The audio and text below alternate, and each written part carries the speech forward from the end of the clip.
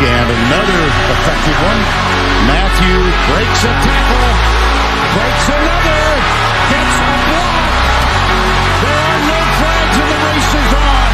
And Matthew goes 90. Burrow with the snap. Here comes the blitz. Burrow steps away from it, throws, catch made! Justin Jefferson has it at the 38, racing down the far line, sideline, 10-5, touchdown, Tigers!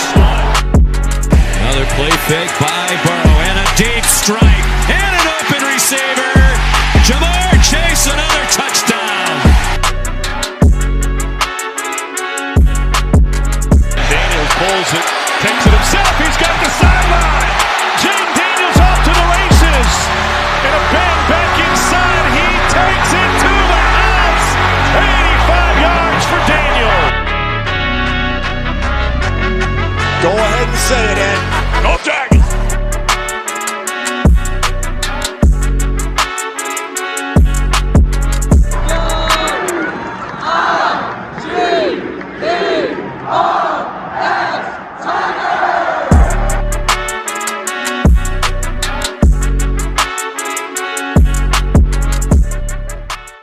Ladies and gentlemen, welcome in to another edition of the world's greatest podcast. This is the Geauxld Standard Podcast, where we aim to be your number one place for LSU news, updates, and unsolicited comments from your boy.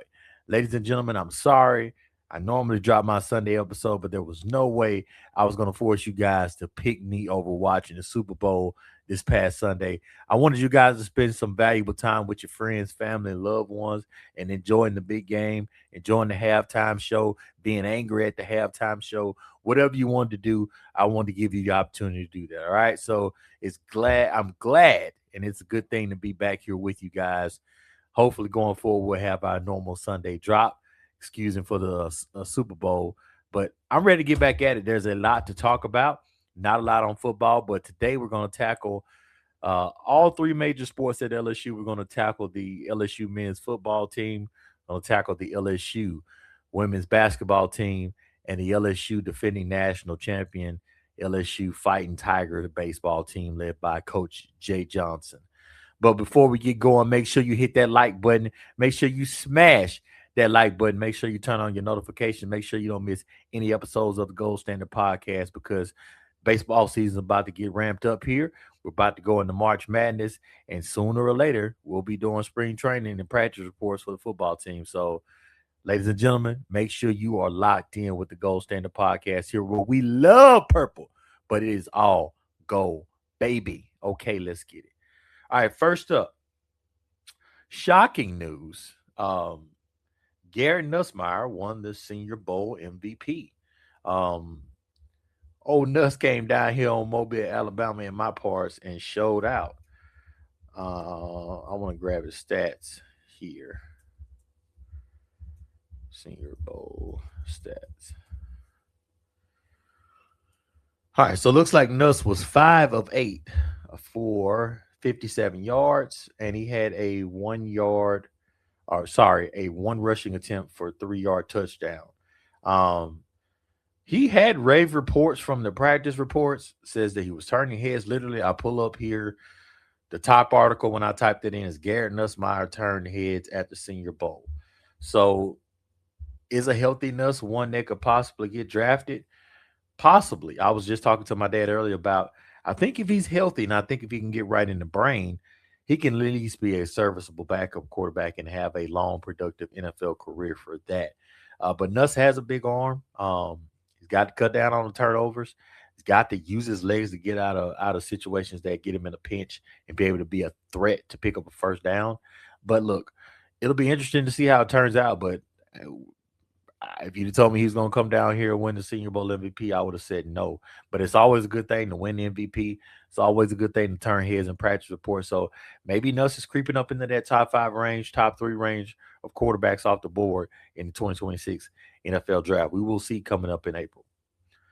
All right, Tigers prep for the NFL draft. The Tigers that got invited to the NFL draft include Garrett Nussmeier, Aaron Anderson, Barryon Brown, Chris Hilton, Xavier Thomas, Bauer Sharp, Patrick Payton, Jack Pyburn, Harold Perkins, Mansour Delane, AJ Halsey.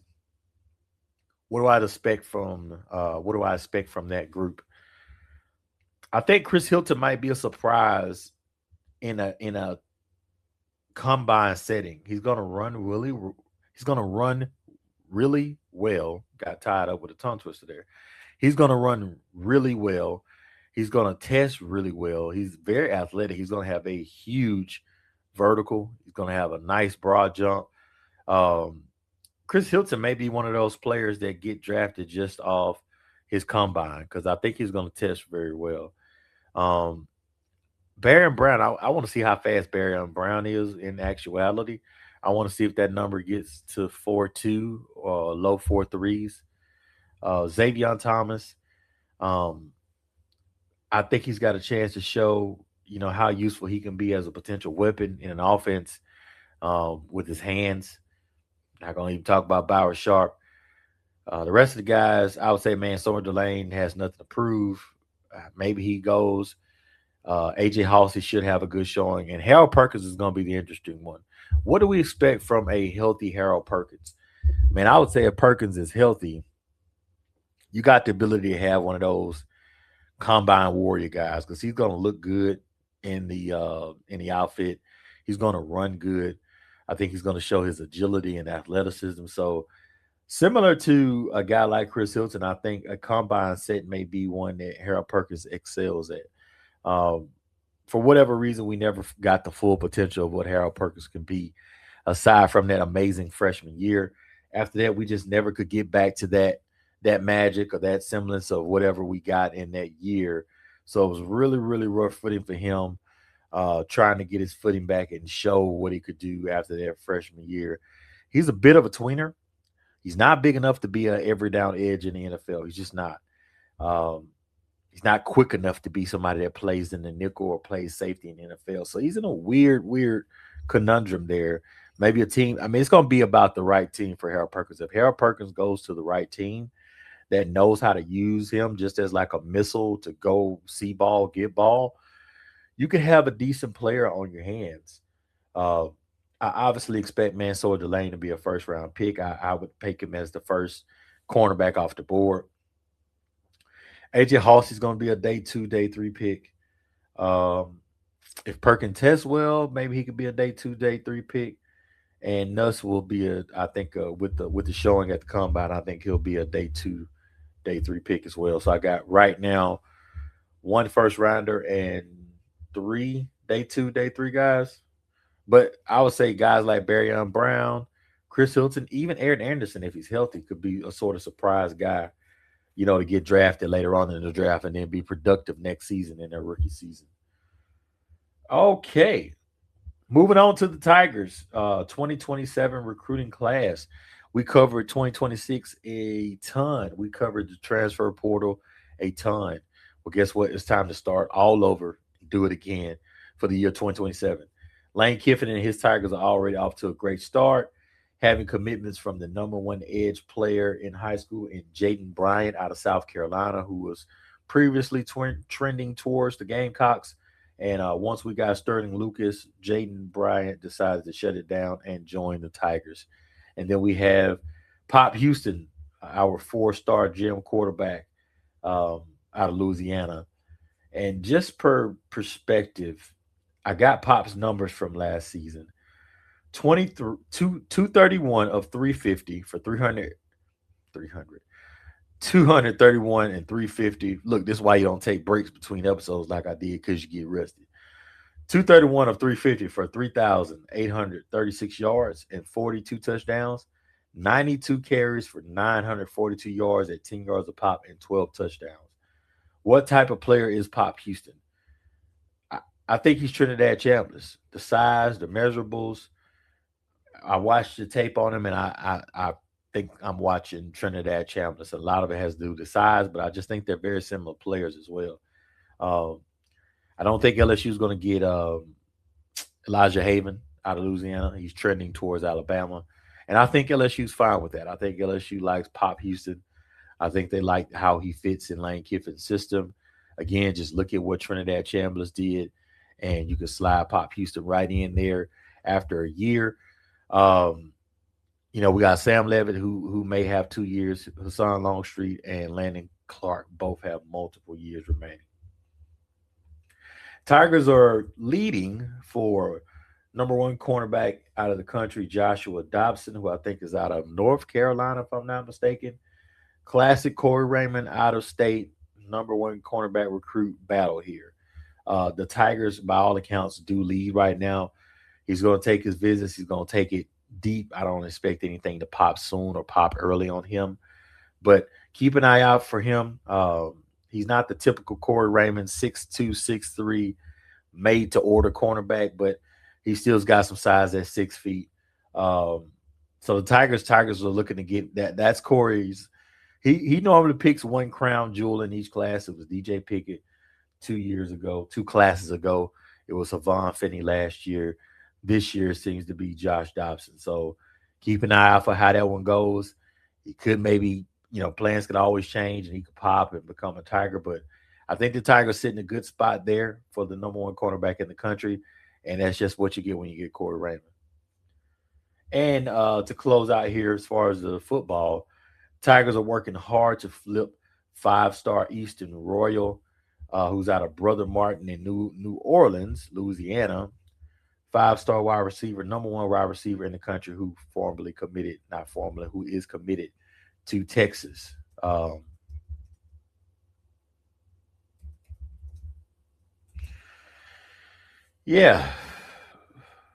Lane Kiffin and staff are not going to give up on Easton Royal. Louisiana high-rated receivers normally go to LSU. So, look, I think they're going to go all hands on deck. By all accounts, Easton is amazing. Easton is, by all accounts, the number one wide receiver in high school. So I don't expect Lane Kiffin and staff to just let him go easy. I expect them to be very aggressive. I expect them to be very strategic and very assertive and very conservative, and making their statement on how they feel about Easton and how they feel and why they feel that he is so important in this signing class. Look, you don't want top tier talent to get out of your state. That's when LSU's been at its worst. A lot of it's been because the top talent has gone out of the state. So we want to be in a position to where you keep the great players in Louisiana playing for LSU. And a lot of that is, hey, you want to be successful on the field. You want to put a good product on the field that tends to lead towards, recruits and their families, falling in love with LSU and being enamored with LSU. But the first thing you have to be able to do is win football games. And Brian Kelly wasn't able to do that consistently. Ed Orgeron, aside from 1 year, has not been able to do that. So, look, LSU's got some ground to make up as far as like letting these kids know and understand that this is a new regime under Coach Kiffin. And it's just going to take a minute to get everything like it's supposed to be, to get everything back to normal where LSU's best is staying in Louisiana. But it's going to be a battle, expected to be a battle, expected to be a lot of NIL involved. Crazy numbers probably going around for the number one wide receiver in the country, as it should be. So keep an eye out there for that. Next, we're going to talk about LSU baseball. The Tigers opened up this weekend versus Milwaukee. And Jay Johnson, I think today or yesterday, announced who his pitching rotation will be for the first weekend. We're going to have Kason Evans, phenomenal sophomore, was a freshman last year. Junior Cooper Moore, who transferred in from Kansas, and sophomore, who was a freshman phenom, William Schmidt. Last year, Kason Evans appeared in 19 games. He had 3 starts. He had a 2.05 ERA in 52 2/3 innings. He had a 5-1 record and 7 saves. He's going to be your ace. He's going to be your Friday night guy. No quibbles there. I expect and really understand that Kason should be your number one without question, without fail. I think he should be one of the better pitchers in the conference, let alone one of the better pitchers in the country in general. So you have your ace Friday night guy that you can depend on. Cooper Moore, who transferred out of Kansas, he was a second team All Big 12 player last season. And he had 14 starts over 2 seasons at Kansas with a 3.98 ERA. He pitched 122 innings, had 32 walks and 116 strikeouts. And like I said, in 2025, he was the second team All Big 12, where he had an ERA of 3.96 in 88 innings with 19 walks and 85 strikeouts. All right. And then William Schmidt right now is going to be your Sunday guy, who last season appeared in 17 games, who finished with a 7-0 record, 4.75 ERA in 32 and a third innings with 22 walks and 41 strikeouts. And he had opponents batting with a .226 batting average. It always comes down to pitching, doesn't it? LSU championship in, a few years back, Paul Skeens, Ty Floyd, Nate Ackenhouse, just so many guys that stepped up down the stretch. Gavin Gidger, a lot of guys that stepped up down the stretch and pitched big games. Harry, it's just, it always evolves and comes down to pitching. Last season, Cade Anderson, top pitcher in the country. Anthony Ianson becomes just as good as what we got out of Cade Anderson. And you have a guaranteed Friday, Saturday combination that was really hard for teams to get a win off of, to where it did, Sunday guy, it was a lot of pressure relieved because a lot of times you got one game already between Cade and Anthony, and maybe 2 games, just depending on how hot they were. So pitching's going to tell the story. It always does. I really want to see a step up from William Schmidt. He was very highly recruited out of high school, had a lot of tools, was expected that he might try the MLB draft out of high school, but, he has to improve. I think he's part of the ceiling of where this team could be, because I feel good about Evans. I think Moore will be okay as a Saturday guy, but if you can get the stuff that William Schmidt, if he can control it, get it under control, and you got yourself a Sunday guy that might be a future MLB player. So the Tigers, like I said, open up this weekend with Milwaukee in town. Should be able to take care of that series 3-0 and then move on. But baseball season is back. The Tigers get to defend it. We get to come back and try to say we were the best team 3 out of 4 years. And I know Jay Johnson doesn't stop. I know he's not going to stop. I know he's not satisfied with 2 out of 3. Ladies and gentlemen, you have the best baseball coach in the country. He's going to aim to get you another championship this season. And the big one in closing, the Lady Tigers, LSU women's basketball, will take on South Carolina at the PMAC this Saturday on Valentine's Day at 7:30 p.m. It's a primetime game. All eyes will be tuned in. A lot of people will be tuned in. I would like to see Kim Mulkey and the Tigers pull this one off. I think Kim is something like 0-5, 0-6 against South Carolina. Since she's been at LSU, it's been the monkey on her back, proverbial monkey on her back. And she needs to get it cleared. And it's not all her, not all the players. It's a combination of everybody and everybody at once. Flau'jae Johnson, you have to step up and have a Flau'jae type of game where it's 20 points. Michaela Williams, you have to be consistent. We need 20 points out of you. Jalen Richard, who's been one of the more consistent players in the last few weeks, she needs to play with confidence, but play in control. Speaking of playing in control, Malaysia Fawali, play under control. Don't miss a lot of bunny layups, because you're going to need that 4 or 6 points where you got 2 or 3 missed layups that can make the difference in you winning and you losing. Kim Mulkey, I want to see you play these freshmen. Don't go into the tank in a game like this where you just rely on your seniors and upperclassmen, which is fine to a degree. But if somebody isn't having a good game, or if somebody's off, we have to be able to rotate in the Bella Hineses, the Barrages, and continue to play Grace Knox and continue to play Zakiya Johnson. Those 4 ladies are going to be critical down the stretch, and they need seasoning. And the only way you can get seasoning is by playing in the game. So Kim Mulkey is going to have to trust her freshmen. She's going to have to let them loose, going to have to loosen the chains and let them get loose, let them figure out a lot of this stuff on the fly, because March is right around the corner. We're already heading towards the middle of February. So we need to have that rotation kind of getting towards a point to where it's locked in.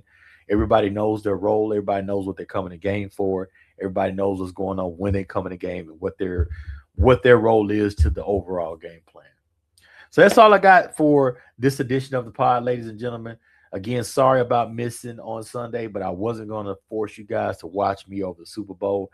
I appreciate all the likes, all the comments, all the shares, everything. You guys make sure you follow all my platforms.